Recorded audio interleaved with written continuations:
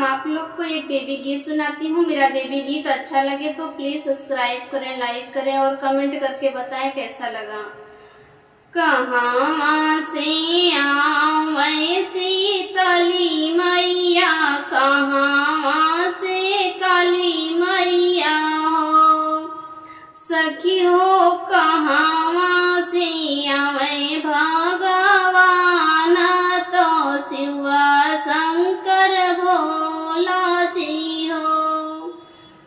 कहाँ से आवे शीतली मैया, कहाँ से काली मैया हो। सखी हो कहाँ से आवे भगवान, तो शिव शंकर भोला जी हो। चौकियन से आवे शीतली मैया, कलकत्ता से काली मैया हो। सखी हो अवध से आवे भगवान, परव से शिव शंकर हो। सखी हो अवध से आवे भगवान, तो पर्व से शिव शंकर हो। चढ़ी आवे शीतली मैया, रोई काली मैया हो। सखी हो कऊ चढ़ी आवे भगवान, तो शिव शंकर भोला जी हो। सखी हो कऊ चढ़ी आवे भगवान, तो शिव शंकर भोला जी हो।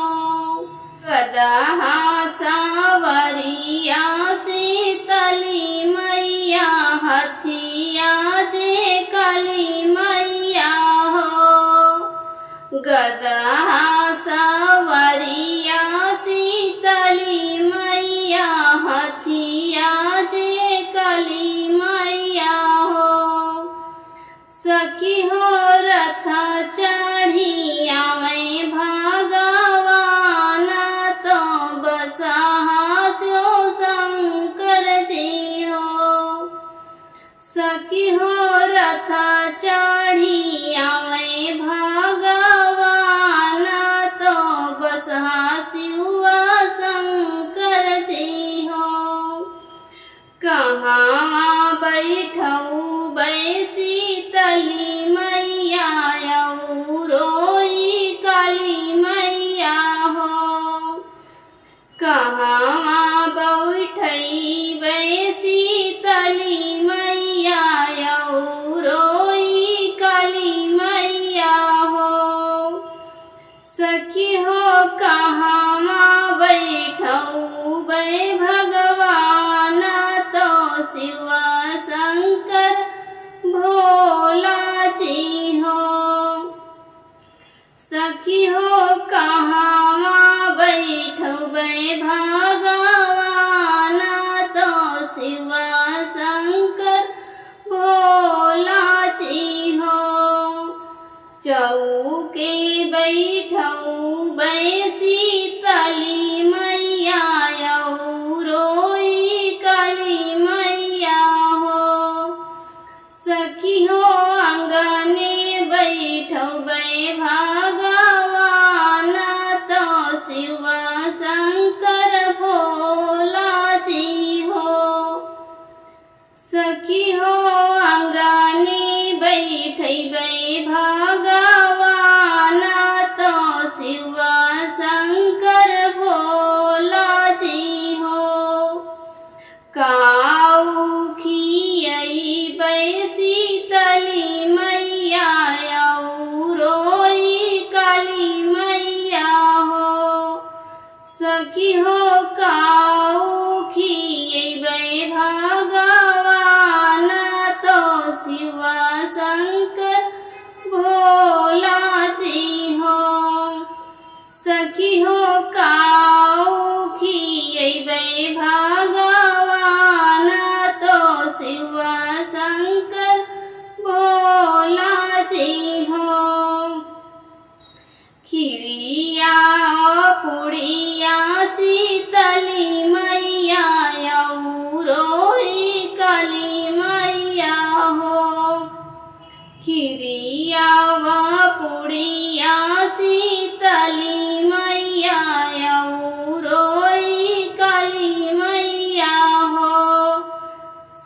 सखी हो फल में बाखिए भगवान तो शिव शंकर भोला जी हो। सखी हो फल में बाखिए भगवान तो शिव शंकर भोला जी हो। कवन आशीष दिहली शीतली मैया कवन काली मैया हो। कवन आशीष दिहली शीतली मैया रोई काली मैया हो। बल बुद्धि दिहाली शीतली मैया अनाधान काली मैया हो। बल बुद्धि दिहाली शीतली मैया अनाधान काली मैया हो।